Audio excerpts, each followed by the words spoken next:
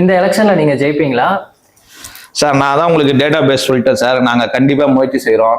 சாதனை எல்லாம் மக்கள்கிட்ட வந்துருக்குது நேரடியாக. டிசம்பர் மாதம் வந்து டெல்லியிலேருந்து 2 தேர்தல் பொறுப்பாளர் வந்துக்கிறாங்க. இங்கே வந்து கட்சியோட மையக்குழுன்னு ஒன்று இருக்கு. மதிப்புக்குரிய பண்ணையார் நாகேந்திரன் மாநில தலைவராக இருக்கிறாரு. முக்கியமான தலைவர்லாம் கலந்து பேசி டெல்லியிலேருந்து ஒரு பார்லிமெண்ட் போர்டு வரும். அதான் கட்சியோட உயர்மட்ட ரக குழு. இவங்கெல்லாம் பேசி கண்டிப்பாக ஜெயிப்பாங்க. ஆனால் உங்களுக்கு ஒரு விஷயம் தெளிவுபடுத்துறேன். 18வது லோக்சபால பார்த்தீங்கன்னா, நீங்க தமிழ்நாடு கேட்டதெல்லாம் நான் இந்தியாவுக்கே சொல்றேன்.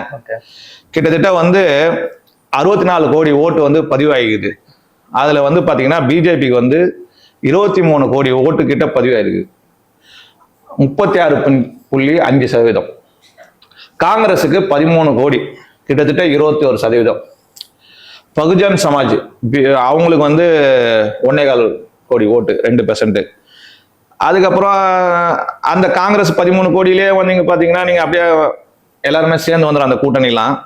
நீங்க நல்லா யோசித்து பாருங்க. ஒரு மாநிலமா நாங்க வெற்றி பெற்று வரோம்.